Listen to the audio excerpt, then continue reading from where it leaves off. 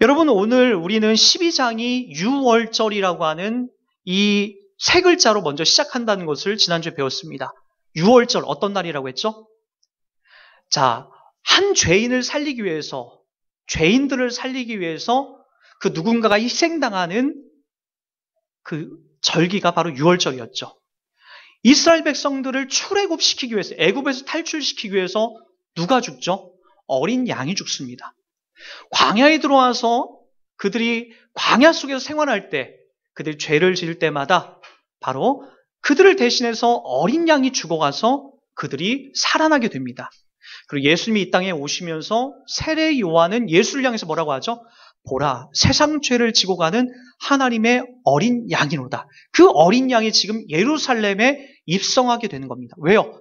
유월절의 주인공, 유월절의 희생으로서 그분이 죽기 위해서 바로 유월절에 맞춰서, 명절에 맞춰서 바로 이 장소로 들어가게 되는 거죠. 자, 유월절 이제 6일 남은 그 이튿날, 이제 5일이 남은 거죠. 12절은 이렇게 시작합니다. 우리 한번 12절 한번 읽어봅니다. 그 이튿날에 명절에 온 큰 무리가 예수께서 예루살렘으로 오신다는 것을 듣고 종려나무 가지를 가지고 맞으러 나가 외치되 호산나 찬송하리로다 주의 이름으로 오시는 이 곧 이스라엘의 왕이여 하시더라. 자, 이제 6월절이 5일 남은 그 시점에서 여기 큰 무리가 예루살렘에 모였다라고 얘기합니다. 이제 5일 남은 그 시점에 큰 무리는 아직 다 모인 건 아니에요.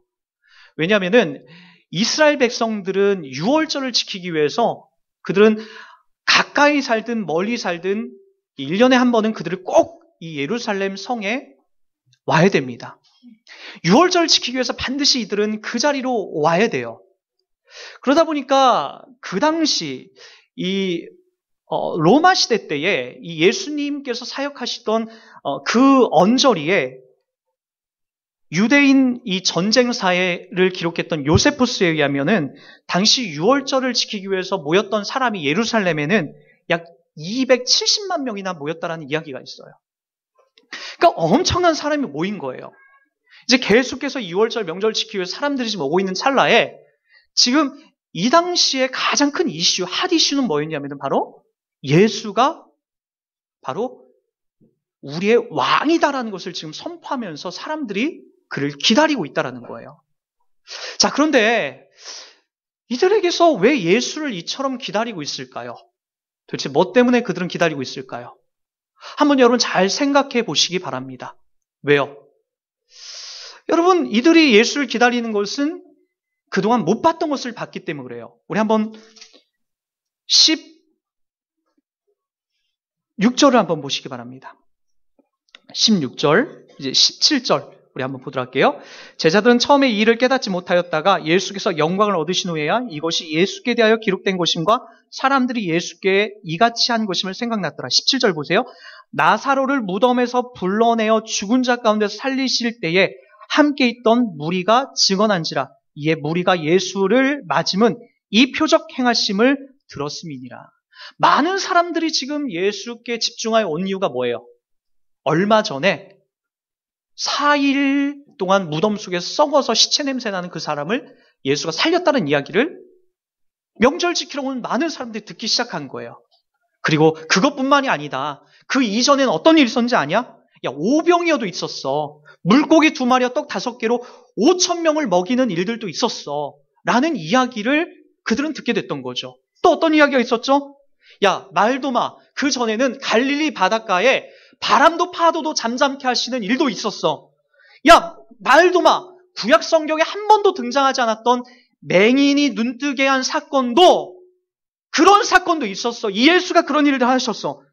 그리고 엊그제는 바로 4일 동안 무덤 속에 있었던 나사로를 살렸어. 야, 이분이 하나님께서 우리 가운데 예비하신 그 메시아가 맞는 것 같아. 그러면서 바로 그들이 외쳤던 구호가 있죠. 그게 뭐였죠? 호산나, 호산나, 호산나 하면서 예수가 예루살렘 길에 입성하는 그 자리에서 호산나, 왕이여 라고 하면서 이렇게 선포하는 의미를 지금 이야기하고 있습니다. 호산나는 의미 뭡니까? 지금 구원하소서. 그들의 구원은 어떤 의미죠? 지금 우리가 구속받고 있는 자리가 어느 자리입니까?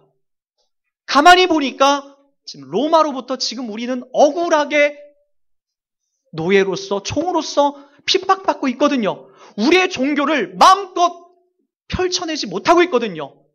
여호와 하나님을 믿는 신앙이 자유롭지 못하거든요. 그 자리에서 지금 구원해달라고 하는 거예요. 호산나! 우리를 구원하소서! 라고 지금 외치고 있고요. 예수를 향해서 뭐라고 하고 있죠? 왕이시여! 라고 하면서 그렇게 선포하며 외치며 나가고 있습니다.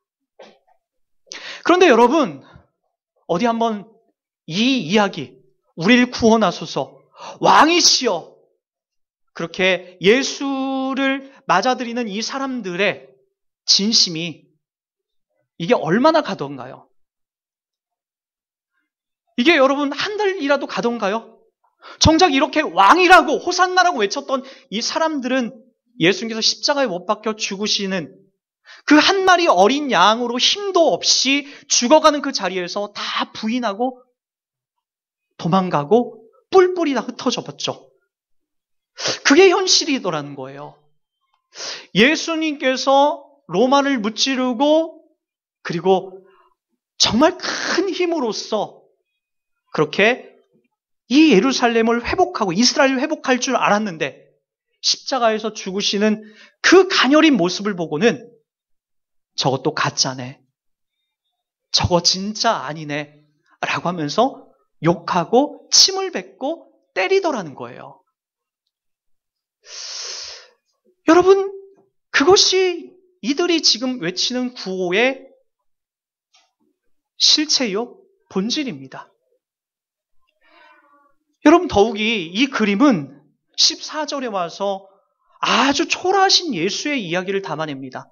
우리 한번 14절을 한번 보세요. 14절, 15절입니다. 예수는 한 어린 나귀를 보고 타시니 이는 기록된 바 시온 딸아 두려워하지 말라. 보라 너희 왕이 나귀 새끼를 타고 오신다 함과 같더라. 여러분, 이거 너무나 우스꽝스럽지 않나요? 너무나 대조적이지 않아요? 왜 이렇게 우스울까요? 한쪽에서는 호산나, 다윗의 왕이여, 이스라엘의 왕이여, 우리를 구원하소서 라고 하는 이 우렁찬 음성이 퍼지는 반면에 그 실제 주인공은 지금 뭘 타고 오신다라고요? 병거나 말이 아니에요. 뭘 타고 오시죠? 나귀를 타고 와요. 나귀. 조랑말. 조랑말도 새끼 조랑말이에요. 왜 그걸 타고 오실까요? 여러분, 왜 그걸 주님이 타고 오실까요? 우스꽝스럽지 않습니까? 여러분, 이 당시에 종려나무 가지를 흔들고 호산나라고 외치는 그 의미는 저 전쟁터에서 큰 공을 세우는 사람들의 이 승전보와 같은 거예요. 여러분 한번 생각해 보세요. 영화를 통해서 우리가 가끔 봤죠. 로마인들이 저 아프리카에 가서 전쟁에서 승리하고 돌아올 때 어떤 일들이 벌어지죠? 그들이 갖고 있는, 그들이 그 전쟁터에서 빼앗은 여러 가지 전리품을 맨 처음에 앞세웁니다. 저 아프리카에 갔었으면 그들의 힘센 노예들을 그 앞에 세우기도 하고, 저 아프리카에서 잡아온 사자나 표범, 치타들을 그들을 앞에 앞세우기 시작합니다. 그리고 그렇게 자랑을 하죠. 우리의 힘이, 우리의 권력이 저 아프리카의 미지의 땅을 우리가 정복하고 왔다 라고 하는 모습이 지금 펼쳐져야 되는데, 예수님은 말도 아닌, 소도 아닌 아주 작은 나귀를 타시고, 그것도 그런 나귀가 아니라 새끼 나귀, 어린 나귀를 타시고 예루살렘에 입성한다라는 거죠. 사람들의 보여지는 외침과 구호와는 전혀 어울리지 않는 이 예수의 모습을 도대체 무엇을 얘기하려고 하는 거죠? 여러분, 사람들이 기대하는 것은 무엇이라고 했죠, 제가?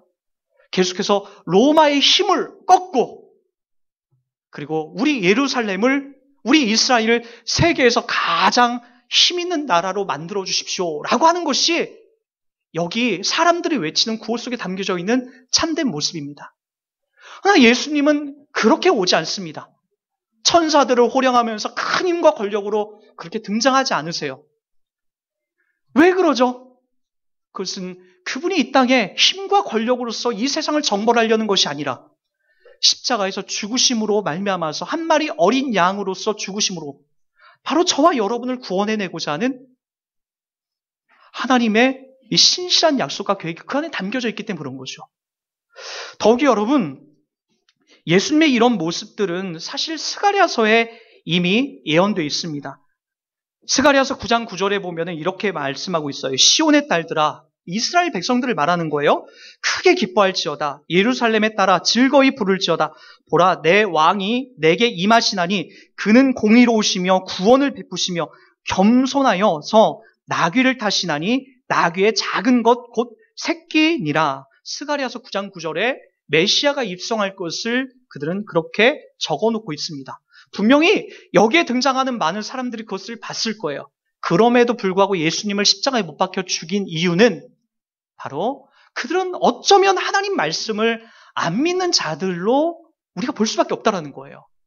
하나님의 말씀이 성취되고 이루어짐에도 불구하고 그 말씀대로 흘러감에도 불구하고 그들은 십자가에서 죽는 나약한 예수 따위는 필요 없다는 거죠.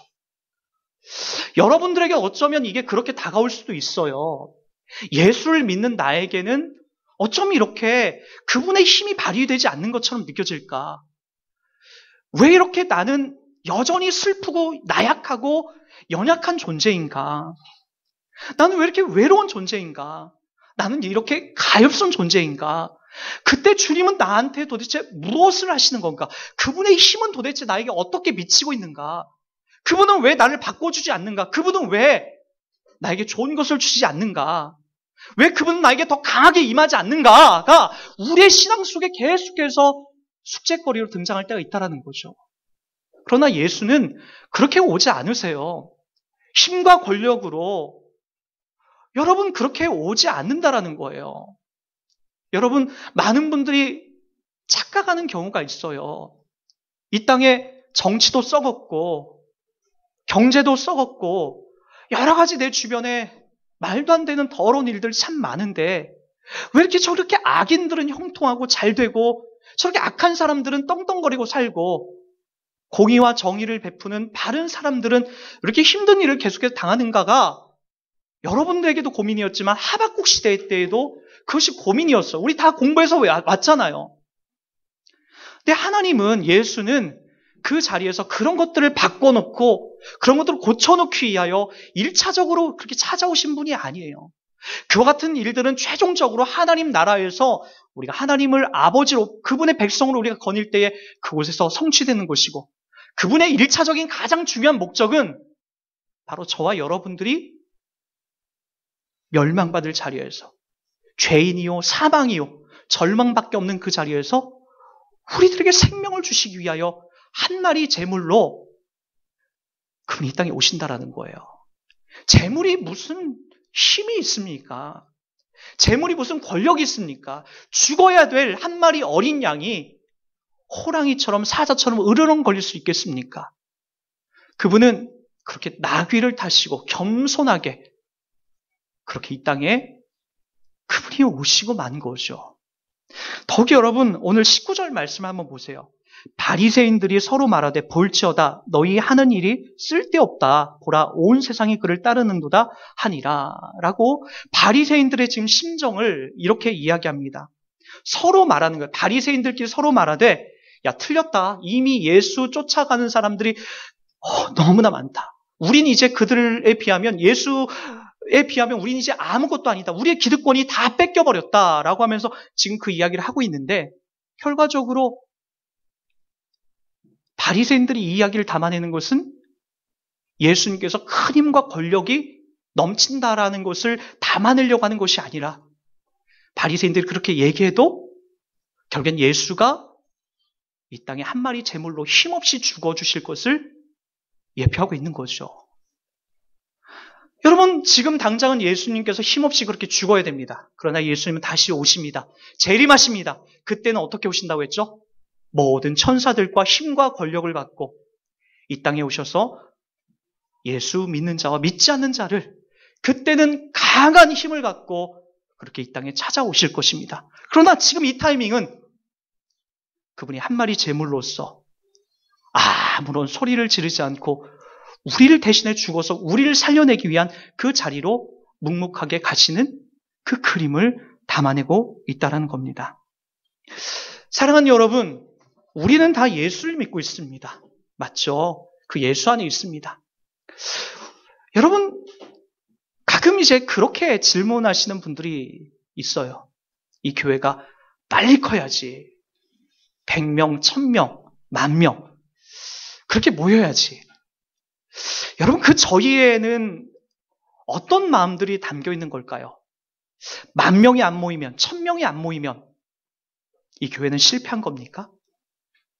예수가 십자가에서 못 박혀 죽지 않고 로마를 꾸짖고 그리고 거기에는 모든 잘못된 사람들을 다 혼내키면 결국에 예수가 이긴 겁니까?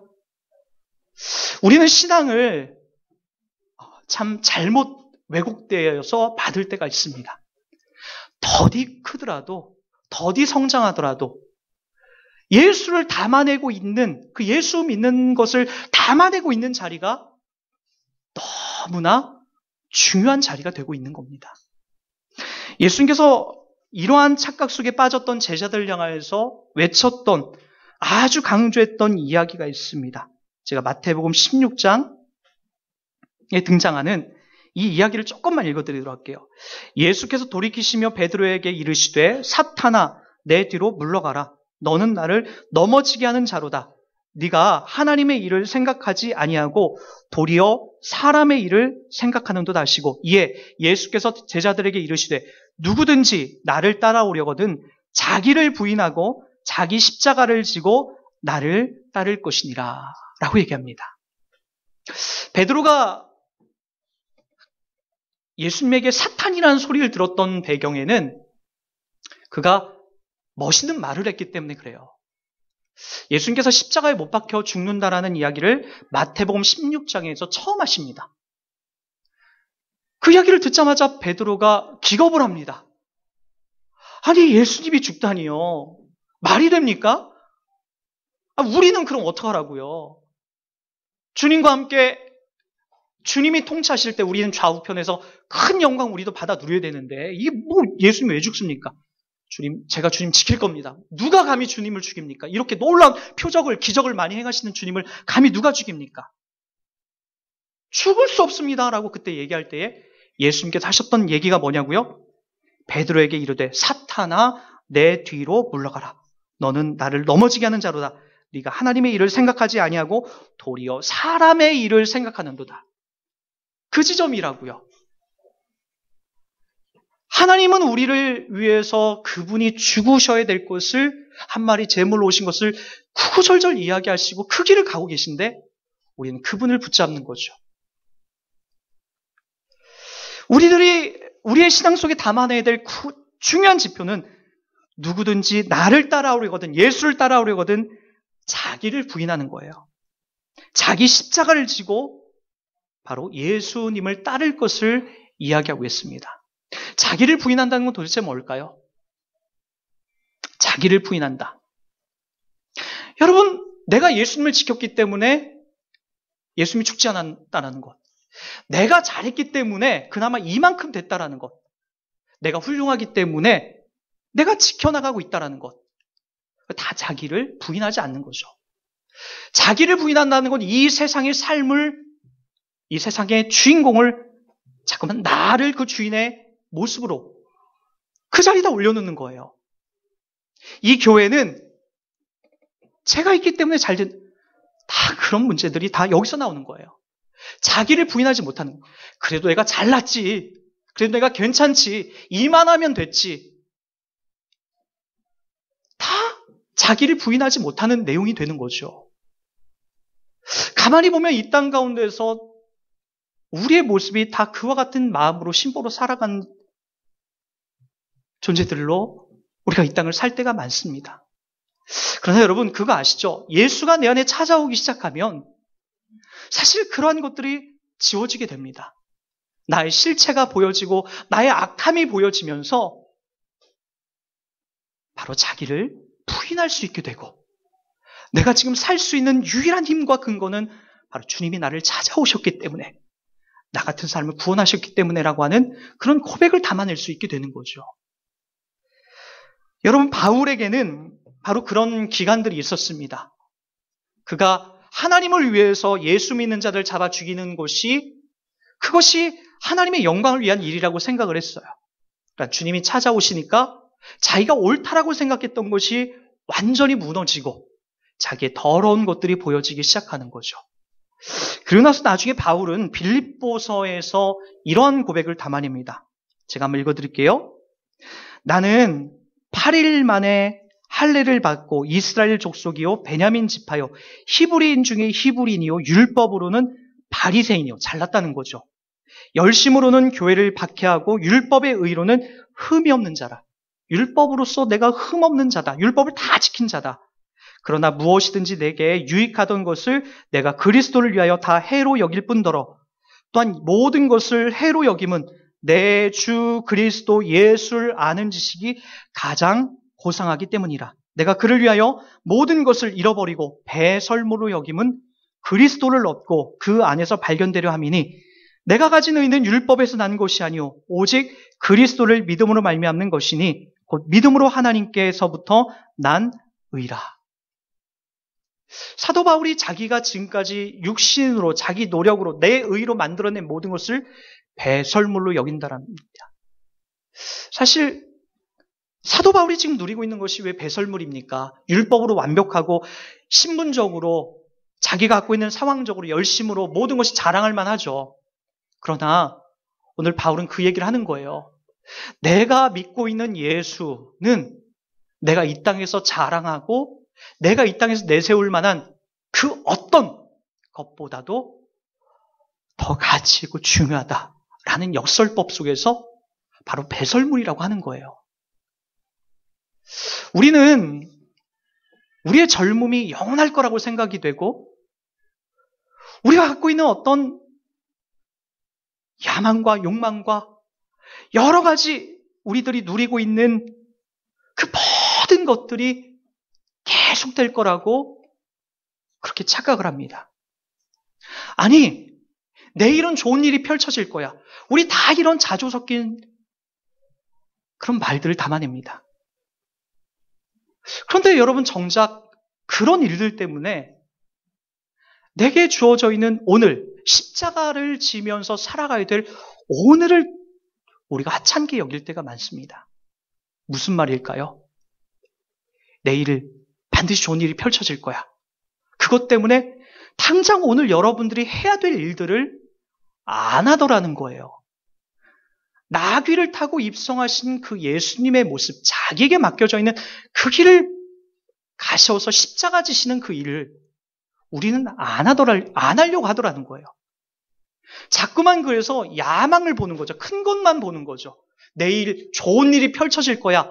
만 우리가 보고 지금 나에게 있는 우리의 현실적인 이 자리를 우리가 살아가려고 잘 안 하더라는 거예요. 에베소 6장을 가보면 이런 이야기가 나옵니다. 자녀들아, 아비들아, 남편들아, 아내들아, 우리의 일상 속에 드리워진 우리에게 살아가야 될 그 삶의 자리를 풀어내고 있습니다. 여러분들에게는 매일같이 여러분들에게 주어져 있는 일들이 있어요. 일상들이 있어요. 그 일들을 우리가 감당하기 버거워하고, 아니, 감당하지 않으려고 합니다. 엄마는 엄마로서의 노력을 감당하는 것이 얼마나 소중합니까? 회사에서 내가 일을 하는 그 일들을 감당하는 것이 얼마나 우리 가운데 소중합니까? 아버지로서 희생하여서 아버지의 역할을 감당하는 것이 얼마나 중요합니까? 여러분들에게 주어져 있는 신자로서의 매일매일 살아가는 그 삶의 여정이 얼마나 소중합니까?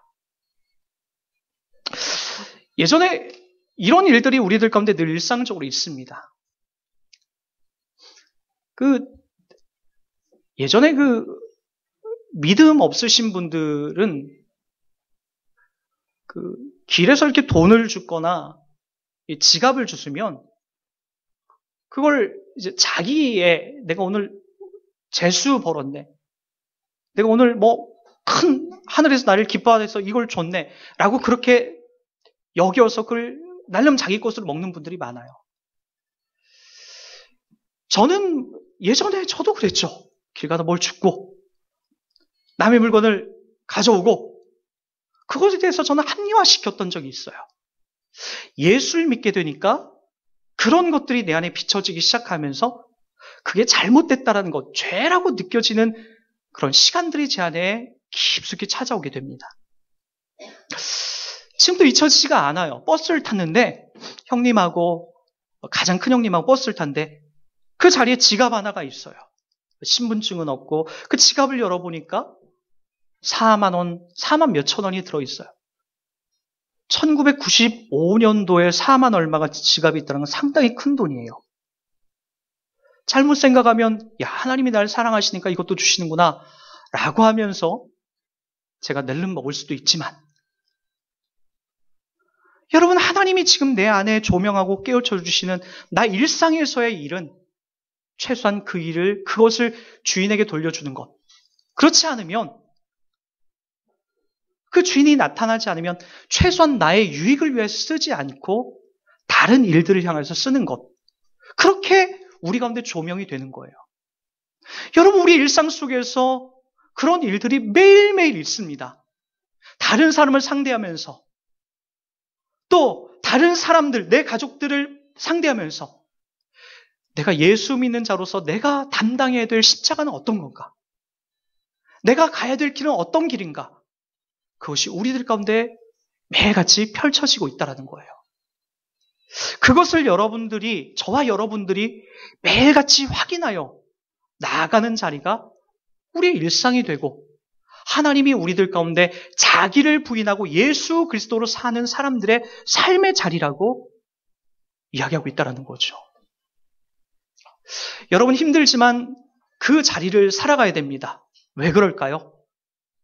그런 십자가의 자리, 그러한 세상과는 다른 그런 자리를 살 때에 우리 아버지 되신 그 하나님이 기뻐하십니다. 초등학교 1학년, 2학년 때 저는 학교에서 상을 한 번도 타보지 못했습니다. 개근상은 탔네요. 3학년 때 다행히 3학년 때부터 좀 머리가 이제 열려지기 시작하면서 공부상을 타기 시작했습니다. 그 상을 딱 타고 아버지한테 그 상을 딱 갖다 주니까 그 무섭고 인정도 없고 표현도 잘 못하신 아버지가 활짝 웃으시더라고요. 우리 집에서 공부상 탄 애가 나왔네. 그리고 그것을 아버지가 벽에다가 이렇게 붙여놓으시더라고요. 풀로 칠해서. 은상 김남석 3학년. 아버지가 얼마나 뿌듯해 하셨는지 모릅니다.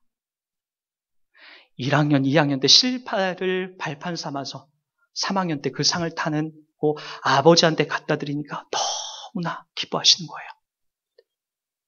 우리네 삶이 그렇지 않을까요? 이 땅에서 마귀한테 지고 우리의 일상을 살면서 주님이 십자가 지라하시는 그런 자리에서 매일같이 넘어지다가 어느 날 주님이 여러분들에게 말씀하시면서 그 말씀대로 우리가 승리하는 그런 삶, 그 주님이 기뻐하시는 그 삶을 우리가 어렵지만 버겁지만 받아쓰게 하는 심정으로, 시험 보는 심정으로 우리가 그 싸움에서 승리하여 우리가 하나님 앞에 나갈 때 저는 하나님의 그런 마음이 들려요. 너 매일 지다가, 매일 넘어지다가 드디어 네가 이기는구나. 너 이겼구나. 너 승리했구나. 대견하다. 저희 무감각했던, 인정 없던 저희 아버지도 제 상장을 벽에 붙여놓으시고 기뻐하신 정도라면 저와 여러분들이 하나님 앞에 하나님의 자녀로서, 예수 믿는 자녀로서 세상적인 관점이 아니라 우리 주님이 기뻐하시는 그 관점에서 살아가는 여러분들에게 이와 같은 삶을 살 때마다 하나님이 기뻐하시고 박수 쳐주시고 기꺼이 그 삶을 자랑하시는 그런 모습이 전 너무나 훤히 보입니다. 그러게 여러분, 싸웁시다. 이깁시다. 자기를 부인하고 자기를 자랑하고 과시하는 그 자리가 아니라 주님의 영광을 위해서 이 땅을 살아가는, 손해보고 어렵더라도 그 삶을 살아가는 저와 여러분이 되길 주의 이름 부탁드리겠습니다.